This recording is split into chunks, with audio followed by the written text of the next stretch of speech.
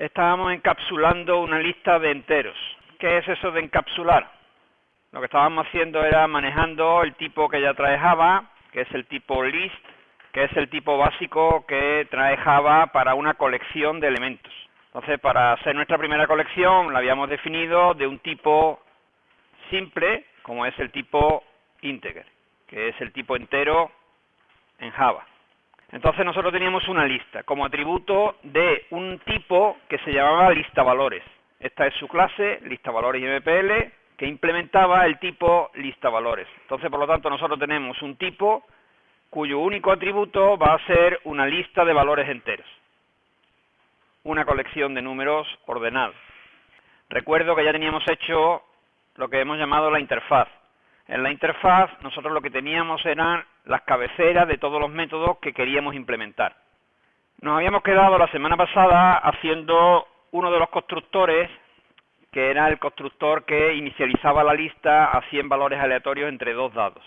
Vamos a ver que hay una librería en Java que nos proporciona más facilidades para generar números aleatorios. Esa librería es la librería random. Entonces, si ponéis random Java Oracle y pincháis, vemos que hay una clase, tiene un conjunto de métodos, no sé si los veis, conjunto de métodos que nos proporciona tanto valores booleanos aleatorios, como valores reales aleatorios, como valores enteros aleatorios, etcétera, etcétera. Entonces, utilizando esta clase, es más sencillo el declarar una lista con números aleatorios como hicimos la semana pasada. Vamos a verlo. Entonces, todo esto que teníamos la semana pasada lo voy a poner como comentario, no es que esté mal, sino simplemente que era más complejo de lo que se necesitaba. Si queréis poner todo un conjunto de líneas como comentario, es enmarcar las líneas y le dais a Control 7. Control 7 habilita y deshabilita un conjunto de líneas como comentario. Entonces, en este caso, las ponemos todas a comentario. Y vamos a utilizar esa clase random para generar números aleatorios. Si fijamos en la ayuda, vemos que hay un nextInt que dice devuelve un número entero pseudo-aleatorio. Lo que es la definición o la declaración de lista sería igual, es decir, estaríamos inicializando lista, el atributo de nuestra lista valores, invocando al constructor de la clase lista, que se llama ArrayList, y a continuación, pues el bucle sería igual. Efectivamente, tendríamos un bucle que la única diferencia que tiene con los bucles del for del C es que en Java se permite que la variable que controla el bucle se declare y se inicialice, por supuesto, dentro del bucle. Esto significa que esta variable i solo va a tener sentido dentro del bucle.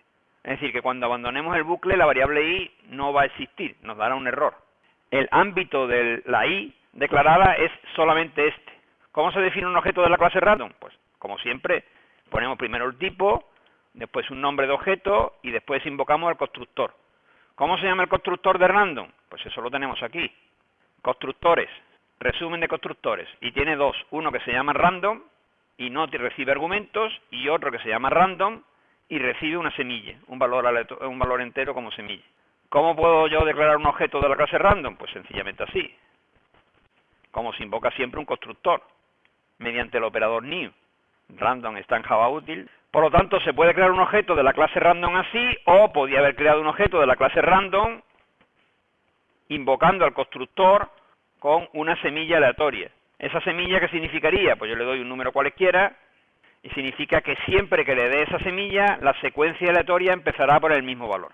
Una vez creado un objeto de la clase random, ¿cómo se debe usar? Pues se debe usar con los métodos que nos proporciona la clase random. ¿Cuáles son los métodos que nos proporciona la clase random? Resumen de métodos.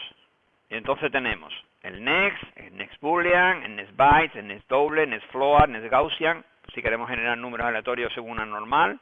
¿A nosotros cuál nos interesa? Pues nosotros estamos generando números enteros. Por lo tanto, el que nos interesa es nextInt. Tenemos dos nextInt, el que genera un número uniformemente aleatorio sin límite, o el que genera un número aleatorio entre 0 y el valor especificado excluido. Es decir, que genera desde 0 hasta n-1, si nosotros le damos n. Es decir, que si yo hago esto, lo que estoy haciendo es dándole a t un valor aleatorio cualesquiera. Si yo hago u igual a r.nextInt de 23, estoy dándole a r un valor aleatorio entre 0 y 22. Entonces nosotros no queríamos generar un número aleatorio cualesquiera, sino que nos decía que generáramos un número aleatorio entre 2. Entre concretamente los dos argumentos de entrada que tenía el constructor, que eran E1 y E2. Entonces, para generar un valor aleatorio entre E1 y E2, lo habitual es hacer algo parecido a lo que hicimos arriba. Es decir, generamos un número aleatorio entre la diferencia de E2 menos E1 y le ponemos más 1 para que llegue hasta E2. Nosotros el número que pongamos aquí genera un número aleatorio entre 0 y el número que pongamos menos 1. Como yo quiero generar un número aleatorio entre E2 y E1, tengo que ponerle la diferencia E2 menos E1 más 1. Y a este valor sumarle E1. Así estoy seguro de que estoy generando un valor entre E1 y E2, ambos inclusive. Porque ¿qué puede pasar? Puede pasar que el valor que yo genere aquí sea 0, y entonces estoy generando E1, o que el valor que genero aquí sea como mucho E2 menos E1, que al sumarle E1 me da E2. Total, que este número entero U es el que yo he generado. Y ahora lo único que me queda es añadirlo a la lista. Entonces, de esta manera, bastante más sencilla que la que habíamos hecho antes, se puede generar un número aleatorio entre 2. Lo siguiente que habíamos nosotros hecho era el método añadir, que este era muy sencillo porque lo único que hacíamos era invocar al método add de list. Y ahora vamos a hacer el añadir todos. Añadir todos lo que hace es al objeto que invoca le añade todos los valores de la lista LV. Vamos a ver qué método me proporciona la interfaz list. La interfaz list. Fijaros, lo primero que tenemos que ver de la interfaz list es que veis que aparece entre menor mayor una letra E. ¿Qué significa eso? Significa que la lista, o el list, es un tipo genérico. ¿Qué significa que sea un tipo genérico? Bueno, pues un tipo genérico significa que todos los métodos que trae list sirven para cualquier lista de cualquier tipo de objetos. Y que cuando nosotros vayamos a crear un list, hay que decir de qué tipo es ese list. Eso lo hemos hecho aquí. Cuando yo definí el atributo lista, le puse list y entre menor mayor integer. De forma que nosotros estamos diciendo que vamos a crear una lista cuyo tipo básico es un entero. Por tanto, cuando nosotros vemos la interfaz list, insisto, lo primero que vemos es que es un tipo genérico, en el sentido de que podremos crear una lista de cualquier tipo de objeto. Lo segundo que vemos, que también es interesante, es que dice que tiene unas superinterfaces. Este es un concepto de herencia, concepto que veremos un poco más adelante. ¿Qué es este concepto de herencia? Bueno, pues el concepto de herencia lo que significa es que el tipo list hereda en Java de otro tipo que está por encima que se llama collection. Es decir, que en Java tendremos colecciones, uno de cuyos ejemplos es el tipo list. Habrá más tipos de colecciones, pero uno de los que vamos a ver primero, es el tipo list. Pero que sepáis que list hereda de collection, y esto es interesante para cosas que veremos más adelante. Y después vienen las clases que implementan ese tipo. Fijaros que es un concepto similar al que nosotros estamos haciendo aquí en clase. Es decir, repito, yo tengo un tipo, por ejemplo, teníamos medicamento, que era la interfaz, y después tenía una clase, medicamento INPL, que implementaba esa interfaz. Bueno, pues ese mismo mecanismo, por supuesto, lo trae Java para sus propios tipos.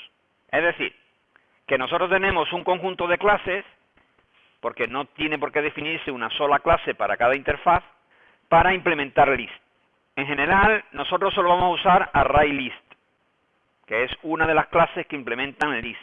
Pero también es muy usada, dependiendo de cuál es el uso que vayamos a hacer de la lista, la clase LinkedList. Por tanto, cuando nosotros implementamos un objeto de la clase list, tenemos que invocar o al constructor ArrayList o al constructor LinkedList, que son clases también genéricas, es decir, que también necesita ponerle entre menor mayor cuál es el tipo de esa clase. ¿Dónde hemos hecho eso? Bueno, pues eso lo hemos hecho ya aquí. Lista es un objeto definido para el tipo interfaz list de integer. ¿Cómo se construye un objeto de la clase lista?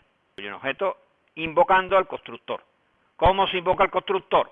Pues ponemos el operador new, el nombre de la clase, como es un tipo genérico le ponemos menor, mayor, integer y paréntesis, paréntesis porque estamos invocando a un constructor, que es un método y por tanto necesita paréntesis, paréntesis, aunque no tenga argumentos de entrada. Esta llamada que está aquí es similar a la llamada que tenemos aquí, que estamos haciendo exactamente lo mismo. Un objeto de una clase se construye mediante el operador new y una invocación al constructor de esa clase. Siempre es igual. Tipo, objeto, igual, new, constructor de la clase, y si tiene argumentos, pues argumento, y si no, paréntesis, paréntesis. Por tanto, esta información que nos da nada más la cabecera de la interfaz nos está diciendo, pues eso, que el list es una interfaz, que es genérica, que hereda de collection y que tiene varias clases que la implementan. Y que nosotros de estas clases utilizaremos preferentemente ArrayList, aunque, bueno, también se podría usar LinkedList. A continuación, bueno, viene una explicación sobre qué hace la interfaz list, es decir, qué proporciona. ¿Y qué más nos interesa? Pues nos interesa, por supuesto, todos los métodos que nos proporciona list. ¿Qué método nos proporciona list? Uno ya lo hemos usado, que es el primero, el método add. El método add, como su nombre indica, lo que hace es añadir un elemento a la lista. ¿Qué elemento? Pues lógicamente el elemento que se le pasa como argumento. ¿Hay otro método add? Efectivamente, hay otro método add, que tiene dos argumentos. El primero es una posición y el segundo es el elemento que se quiere añadir.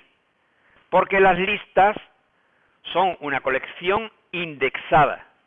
¿Qué significa indexada? Pues que cada elemento ocupa una posición, empezando en 0.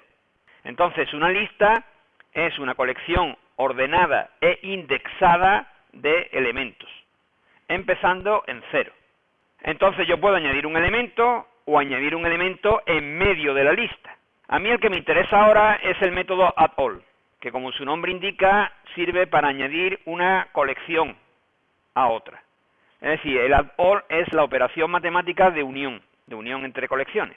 Dado dos colecciones, addAll une la que se pasa como argumento a la que invoca. Utilizando este método addAll, yo tengo que añadir todos los elementos de la lista de valores LV al objeto que invoca. El objeto que invoca ya sabéis que es this, o si no lo quiero poner, pues directamente su atributo lista. Entonces, ¿qué tendría que hacer? Pues pongo, por ejemplo, this, lista, punto. Sabéis que si pongo un punto sale el cuadro desplegable con los objetos, con los métodos que puedo invocar. En mi caso me interesa el método addAll. ¿Y qué le voy a añadir? Pues le voy a añadir toda la lista que trae LV. Ahora bien, ¿cómo hago esto? Esto es un problema ahora mismo. Fijaros, yo puedo poner, alguien puede decir, bueno, ¿cómo le llamo a la lista de LV? Pongo LV.lista, no me deja. Concretamente me dice, lista no puede ser resuelta o no es un atributo. O sea, no lo entiende, no sabe qué es lista. ¿Por qué sucede esto?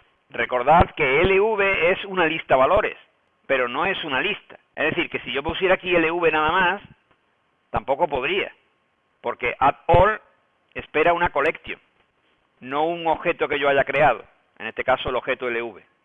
Entonces, la única opción que tengo es invocar a un método getList, método que todavía no tenía creado y que por tanto ahora llega el momento de crearlo. De hecho, en el enunciado del problema dice, el atributo list será consultable pero no modificable. Eso lo que me está diciendo es que yo debo proporcionar un método getLista para que sea consultable. Entonces, ¿qué debo hacer? Pues irme a mi tipo, añadirle el método getLista, que deberá devolver, por supuesto, una lista de enteros. Ahora solo debo incluir ese método. El método, lógicamente, lo único que tiene que hacer es devolver lista. En el método añadir todos, yo necesito acceder a la lista de LV. Necesito acceder a los elementos que están en LV. ¿Cómo accedo a los elementos que están en LV si no he proporcionado un método get? Pues no hay manera. Por ello, es obligatorio que yo proporcione un método getLista en estas circunstancias. Por eso, de hecho, insisto, que creo que alguien me preguntó la semana pasada y yo le dije, ya lo veremos. Por eso se dice aquí, el atributo list será consultable, pero no modificable. Es decir, que voy a proporcionar un método get